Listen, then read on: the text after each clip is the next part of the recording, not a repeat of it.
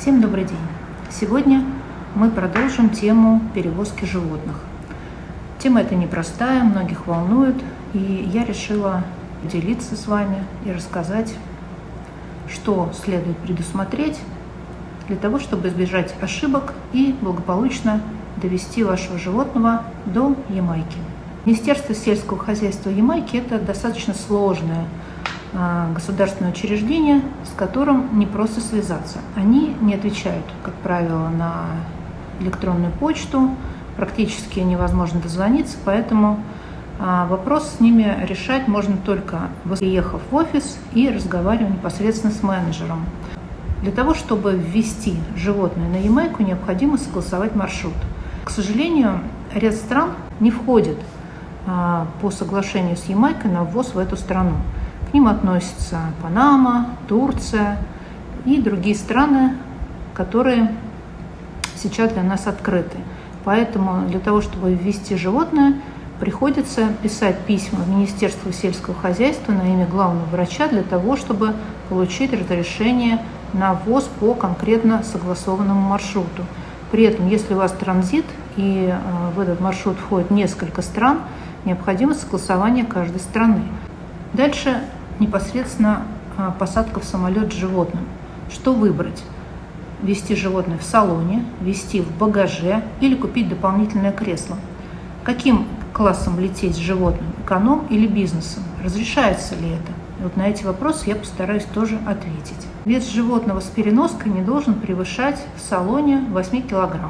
Вес животного в багаже вместе с клеткой не должен превышать 15 кг, вне зависимости от того, это кот, собака, 2 кота. Это общепризнанные правила. Переноска в салоне самолета должна быть мягкой. У каждой авиакомпании свои требования. Для того, чтобы животное чувствовало себя комфортно, имеет смысл взять несколько переносок. Допускается провоз 2 животных в одной переноске, но один пассажир может везти либо 2 животных в одной переноске, либо 1 животного на месте. В багаже не более 3 животных. Еще несколько слов о перевозке животных в салоне самолета. В салон самолета допускаются перевозки гибкие, которые можно уместить под креслом впереди сидящего пассажира. В багаж необходима только клетка, то есть это жесткая переноска. Для того, чтобы лететь комфортно вместе с животным, мы, например, купили 3 переноски. Одну для авиакомпании, которая у нас была первой на маршруте. Там была самая маленькая переноска. Мы поняли, что в такой переноске 12-часовой перелет животное не выдержит. Это очень тесно, неудобно. Поэтому мы купили 2-ю переноску. Это трансформер, которую можно было бы поменять в транзитной зоне или после прохождения регистрации. И эта переноска, она может раскладываться, иметь комфортные условия для животного, она большая. Туда может поместиться и 2 кота, и 1 крупный кот, и собака в том числе. Мы покупали дополнительное место на первый маршрут, и эту переноску спокойно разложили на рядом стоящем кресле. Как правило, выделяются на животное кресло у окна с хозяином, поэтому у нас получилось так, что животное ехало между нами посередине. И чувствовал себя достаточно комфортно, можно было бы открыть переноску, хотя, в принципе, если дополнительное место не покупается, естественно, никакие манипуляции с переносками на кресле не допускаются. То есть животное все время должно находиться под креслом впереди стоящего сиденья. Это очень неудобно ни для животного, ни для вас, но таковы правила.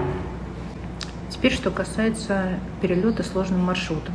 То есть у вас транзитный рейс. В этом случае вы остаетесь в транзитной зоне, ваше животное, и вы находитесь внутри аэропорта. Это не очень удобно, потому что, как правило, в транзитных зонах нет помещений для животных. Вам придется найти какое-то укромное помещение, где его можно будет мыть, покормить, попоить. Если такого помещения нет, то придется найти какой-то уединенный уголок, где животное могло бы расслабиться и спокойно поесть. Как правило, животное находится в стрессе, и не всегда это, к сожалению, удается. Поэтому лучше выбирать маршрут, когда между длительной пересадкой и короткими есть возможность выйти в город и остановиться в отеле.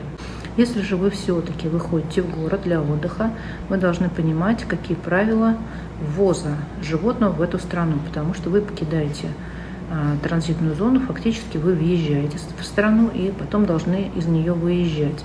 Необходимо ознакомиться с такими требованиями в Министерстве сельского хозяйства этой страны на ввоз и вывоз животных.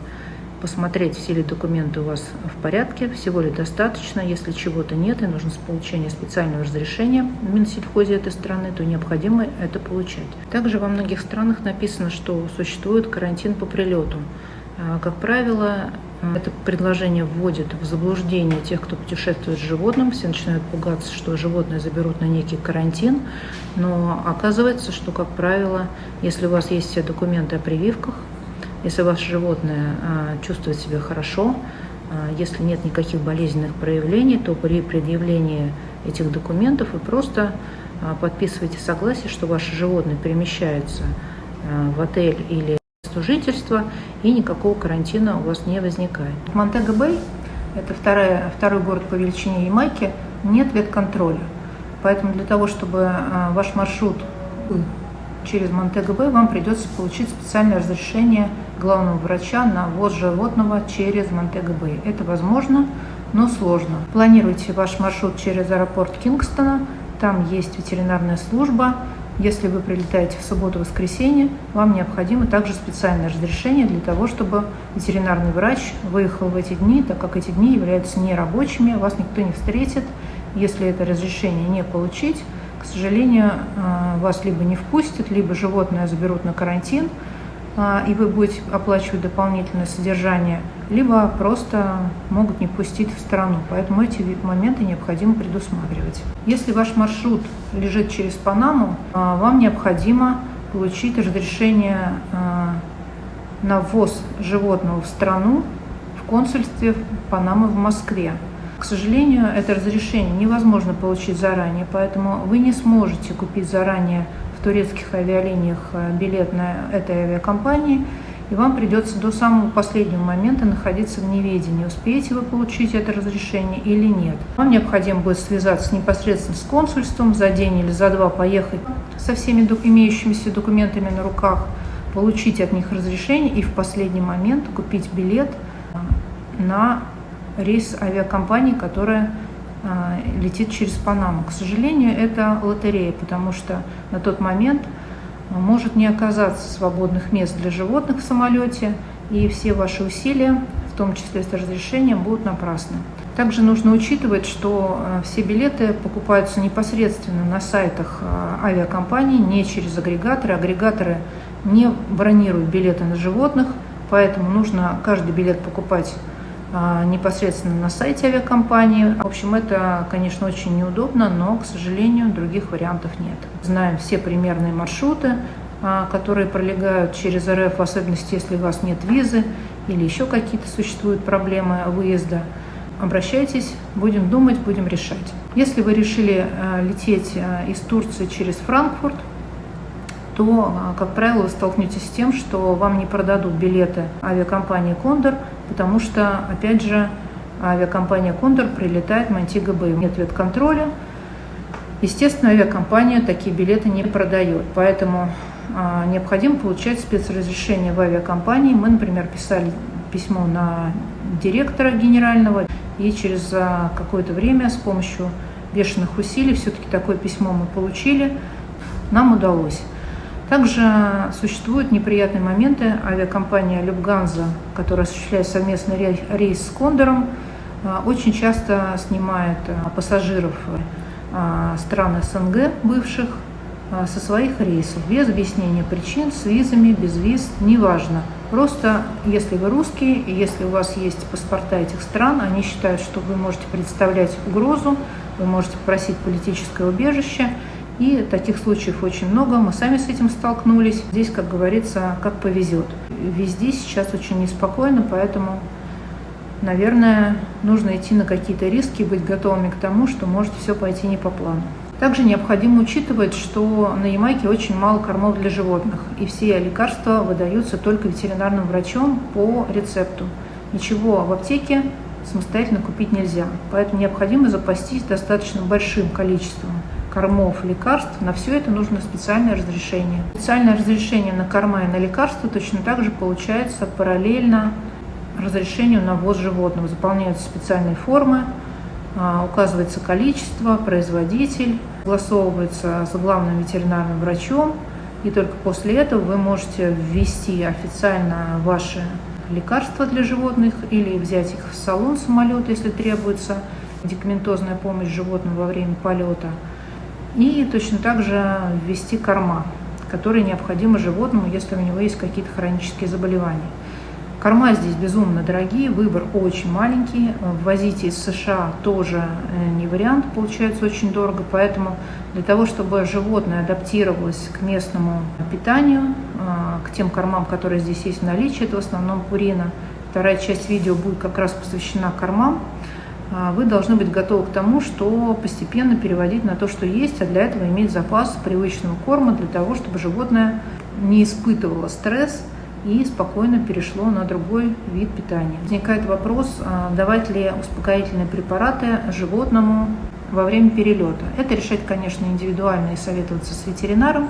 Думаю, что если ваше животное когда-то уже принимало такие препараты и хорошо переносит, вы можете, собственно, это сделать для того, чтобы животное было более спокойно. Если же животное никогда не принимало эти препараты, и вы планируете это сделать накануне вылета, лучше таких экспериментов не проводить, потому что мы, например, столкнулись с тем, что у нас животное практически, выпив небольшую дозу, а так как у них были хронические заболевания, на этом, правда, дома попробовали, находилось в очень вялом, подавленном состоянии, практически не стояло на лапах, все время спал.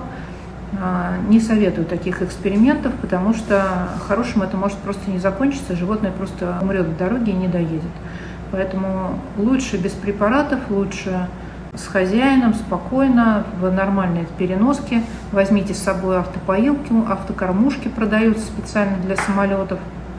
Учитывайте все нюансы, потому что все это очень непросто. Животных сажают с хозяином к окну, выйти лишний раз очень неудобно, в особенности, если другие пассажиры спят. Если это длительный 12-часовой перелет, животное нужно кормить или поить, и он там тяжело дышит, это, в общем, очень серьезный стресс и для вас, и для животного. Поэтому предусматривайте все в дорогу, берите и корма, и воду, и думайте о том, как животное в перерывах будет у вас отдыхать. Предусматривайте вопрос, как решать вопрос с туалетом животного. Потому что менять подгузники, если животное, допустим, стошнило или еще что-то, ближайшим пассажирам, как правило, это будет не очень-то удобно, все эти запахи. Поэтому думайте, как выйти из этого положения. Говорите, может быть, на входе со стюардессой, если у вас возникнет такая проблема, то каким образом вы сможете ее решить. Можете ли вы посетить без очереди туалет, либо же подготовьте какие-то влажные салфетки, возьмите достаточное количество одноразовых пеленок для того, чтобы можно было за животным ухаживать в дороге, и чтобы ни вы, ни животное, ни соседние пассажиры не испытывали стресс от того, что происходит у вас там под соседним сиденьем. Также многие спрашивают о том, есть ли на Ямайке какие-то ветеринарные службы, ветеринарная страховка, если животное имеет хронические заболевания, или это просто пожилое животное, которое требует достаточно частое посещение ветеринара. К сожалению, в широком смысле этого слова таких страховок нет. Ветеринар стоит очень дорого, поэтому лучше заранее договориться с вашим местным ветеринаром, какие-то онлайн-консультации заказывать, взять подробнейшую выписку об истории болезни животных, если таковые имеются, перевести ее на английский для того, чтобы не оплачивать кучу анализов, которых могут назначить здесь при первом посещении, и предусмотреть все эти моменты. Также, если ваш путь еще лежит через Багамы, тоже необходимо, так же как и на Ямайке, получать разрешение на ввоз и вывоз животного, тоже через Минсельхоз, тоже платя пошлины, тоже потратив на это достаточно большое количество времени. Это в том случае, если вы летите через США или какими-то другими стыковочными рейсами из США или из Канады через Багамы. Учитывайте все эти моменты. Есть знакомые на Багамах, которые такое разрешение могут сделать быстро. Стоит это не очень дорого, но как бы это сэкономит вам силы, время и как минимум не будет такого стресса для того, чтобы привести свое животное. Вот, ну и, наверное, на этом все. Мы уже, наверное, теперь остановились на всех моментах. Следующая врезка будет небольшая по поводу кормов, для того, чтобы вы своими глазами увидели, как на Ямайке обстоит дело с кормами для животных. Больше есть для собак, нежели чем для кошек, но тем не менее что-то есть, поэтому смотрите, подписывайтесь, обращайтесь, всегда рада помочь. До свидания. В продолжении к видео о животных хочу показать вам ассортимент на Ямайке кормов для животных. Здесь небольшой ассортимент, хотя магазин крупнейший в Монтего Бэй, других, в принципе, по ассортименту больших нет. В основном здесь представлена Purina. Для вот это вот весь стеллаж идет для собак. То есть корма, такие вот большие упаковки, стоят на наши деньги примерно 3000. Вот это чуть дешевле, где-то 1100 получается. За здесь 3,5 фунта, это примерно там около 2 килограммов. Purina. Есть для собак что выбрать. Не такой большой ассортимент, как у нас, но здесь другого ассортимента нет. Для котов вообще ничего практически нет. То есть в основном это дешевые корма. В Кингстоне еще можно что-то найти, если знать где. А здесь это Friskies, та же самая Purina. То есть если животное имеет какие-то хронические заболевания, то это вообще большая проблема. То есть для диабетиков нет ничего. Есть вот для мочекаменной болезни, для котят немножко. Достаточно дешевые корма в принципе. И это, в общем-то, все. То есть каких-то там вкусняшек. Вот это вот то, к чему привыкли мы. Ассортимент небольшой. Вот еще есть какие-то аксессуары. Это опять же вот еще немножко для котов. Вот, ну и дальше пошли опять собаки, собаки, собаки. То есть для Ямайки разведение собак, в принципе, пользуется популярностью. Здесь очень сложно кого-то ввозить, поэтому собаки любых пород здесь ценятся, они стоят дорого, и здесь их очень маленький выбор. Котов, как правило, здесь заводят мало. За котов животных вообще не считают. Все это так, уличная бродяжка, которая тут размножается бесконтрольно. Ну и вот в связи с этим для котов все очень непросто.